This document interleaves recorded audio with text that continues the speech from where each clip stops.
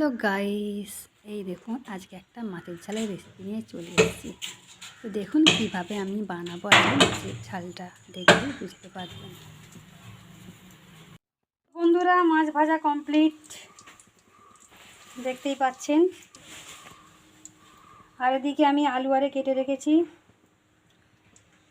তো সেই জন্য এবার আমি কড়াই যে মাছের তেলটা ছিল, যে মাছের তেলটা দিয়ে রেখেছি, আর ওর মধ্যে জিরের ফোড়ন আর শুকনো লঙ্কার ফোড়ন একটা দিয়েছি।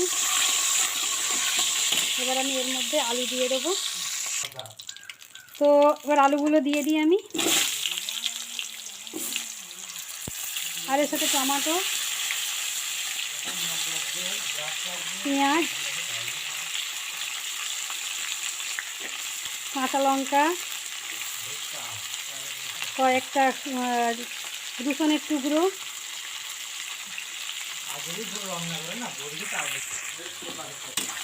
তো এটাকে সুন্দর করে ভেজে নেব। একটু সময় লাগবে ভাজতে।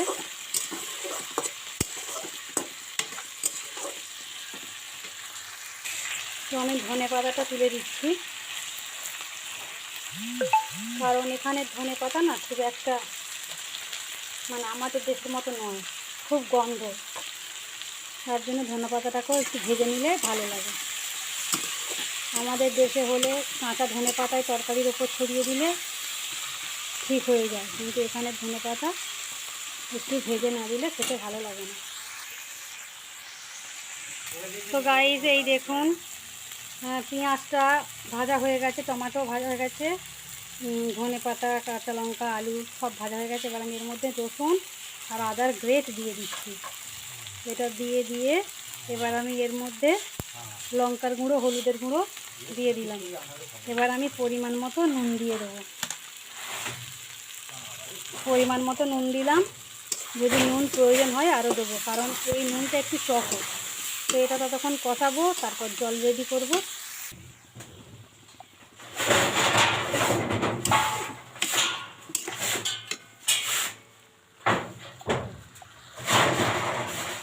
তো মশলাটা কষানো হয়ে গেছে, দেখতেই পাচ্ছেন। তো এর মধ্যে আমি পরিমাণ মতো জল দিয়ে দেবো।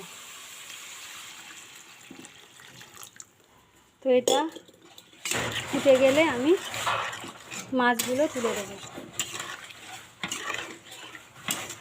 আর যেহেতু ডাল হয়েছে, তো মাছের ঝালটা বেশি ঝোল রাখবো না, একটু গায়ে গায়ে করব। তো দেখুন ঝোলটা ফুটে গেছে।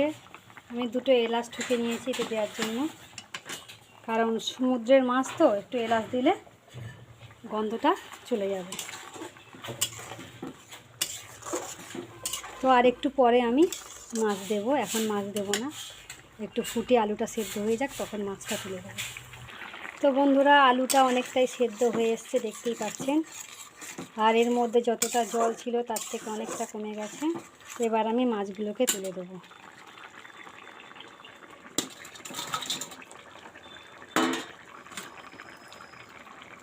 তো সমুদ্রের মাছ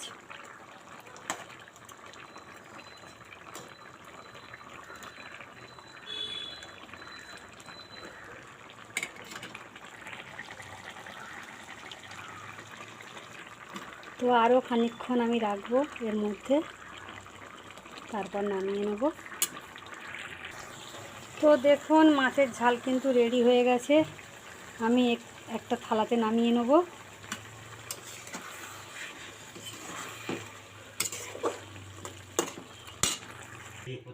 তো দেখতেই পাচ্ছেন বন্ধুরা, মাছের ঝাল সম্পূর্ণ রেডি। তো কেমন লাগছে মাছের ঝালটা অবশ্যই বলবেন। তো চলুন, আপাতত টাটা, বাই বাই। সবাই ভালো থাকবেন, সুস্থ থাকবেন এই কামনা করি। আবার পরবর্তী সময় ফিরে আসবো একটা নতুন ব্লগ নিয়ে। আপাতত টাটা, বাই বাই।